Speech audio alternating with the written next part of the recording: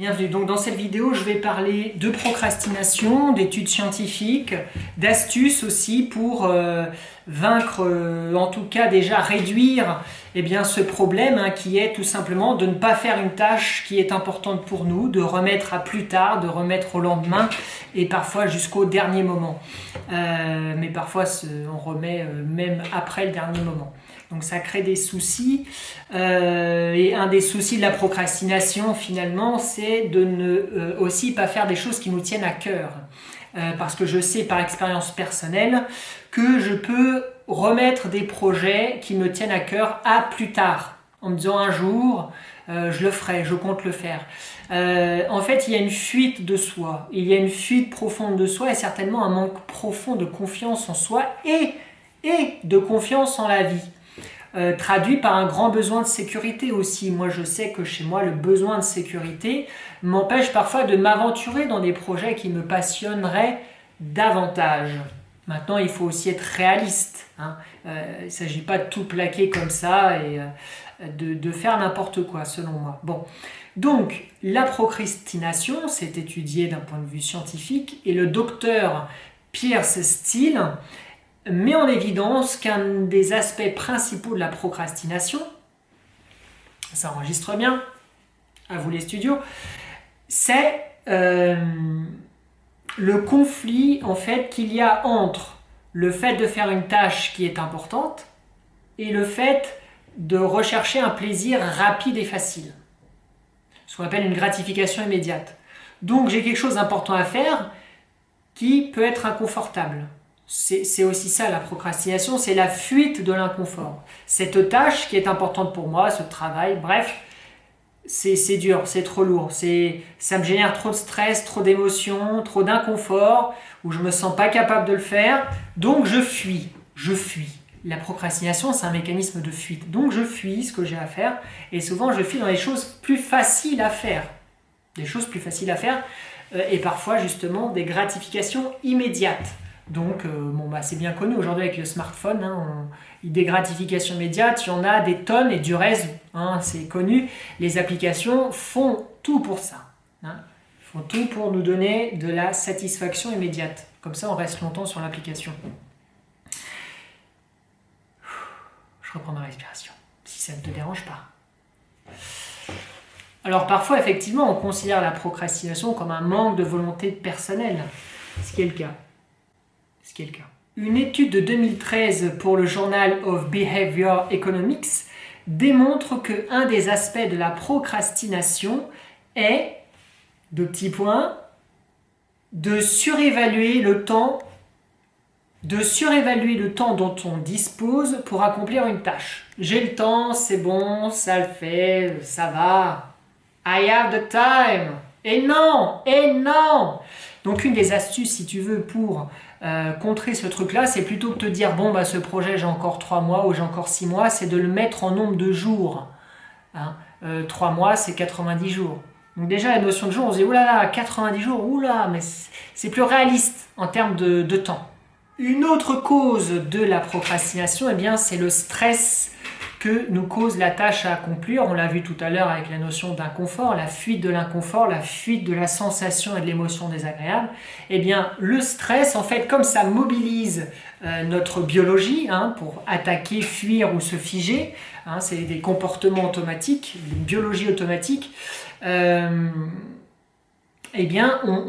va fuir d'autant plus la tâche qui est dure à faire. Comme on est en situation de stress, on est mobilisé pour autre chose. Qu'est-ce qui nous stresse? C'est pour ça que c'est important de se connaître soi-même. Pourquoi je suis stressé dans cette tâche? Qu'est-ce qui se passe? Qu'est-ce qui se passe en moi en fait? C'est important de se connaître pour justement agir sur soi et donc se déstresser. Donc voilà, s'il y a du stress, je vais faire autre chose. Là, je peux pas. C'est trop pour moi. J'allume une cigarette, je vais sur le smartphone. Ou je fais autre chose, je le remets à plus tard. Alors, un des moyens pour baisser le stress qui est connu, c'est la cohérence cardiaque, c'est-à-dire de prendre un temps, on ferme son ordi, son smartphone, on met en silencieux, 5 temps d'inspire, 5 temps d'expire. 5 temps d'inspire, Saint-temps d'expire pendant 10 minutes. C'est le temps qui est préconisé. Déjà, si tu le fais 5 minutes, c'est déjà pas mal. Dès que tu sens du stress, tu peux. Je le fais, franchement, ça marche bien, mais souvent, il faut dépasser les 5-10 minutes, effectivement, hein, pour que l'effet se fasse ressentir. C'est pas comme ça, quoi. Une méditation qui est connue aussi, qui a été validée scientifiquement pour la réduction du stress, c'est la méditation de pleine conscience du docteur Jabhat Konzi. J'ai bien prononcé. Ça a aussi des effets positifs sur la productivité. Donc, un des principes de la méditation de pleine conscience, c'est d'être pleinement dans l'instant présent et d'accepter ce qui est. Sans transition. Une des choses que nous pouvons faire pour réduire notre procrastination et augmenter notre capacité à nous accomplir, tout simplement, eh bien, c'est d'écrire clairement ses objectifs sur papier. Si on sait précisément où on va, c'est mieux. C'est également d'établir des priorités. En effet, le docteur Donald Wetmore, fondateur de l'Institut de la productivité, a démontré que lorsque l'on écrit et qu'on établit des priorités sur une feuille de papier, on est de 20% plus productif que les autres. Il y a un autre outil célèbre pour la priorisation des tâches, c'est la matrice d'Eisenhower. Donc on prend un papier, on fait un cadran comme ça. Alors je le fais dans votre sens, hein.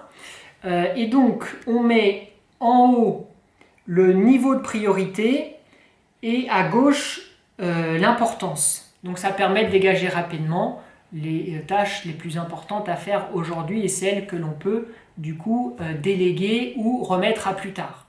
Une autre façon de diminuer sa procrastination et d'améliorer sa gestion du temps, c'est la planification des tâches dans le temps et l'espace. Une étude de 2011 du Journal of Psychology a démontré que ça permettait de doubler le niveau de productivité. Enfin, il est important de diminuer les distractions. Une étude de l'Université de Californie a démontré que l'on met en moyenne 23 minutes lorsqu'on est distrait de la tâche qu'on est en train de faire pour se reconcentrer. Une des façons d'agir à nouveau contre la procrastination est tout simplement de connaître des astuces de productivité.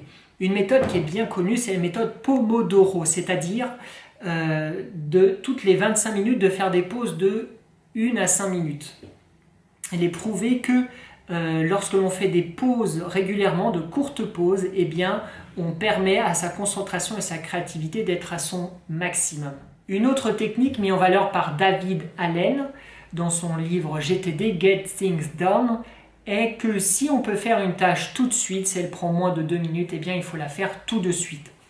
Je mets un petit bémol quand même sur cet aspect parce que ça peut être un nouveau moyen de procrastiner. Imaginez, on a une grosse tâche à faire devant nous et on se dit « Ah bah tiens, il y a un truc qui me prend 2 minutes là, 2 minutes là ». Donc attention que ça ne devienne pas une nouvelle façon de procrastiner, ce qui est connu du reste. Hein.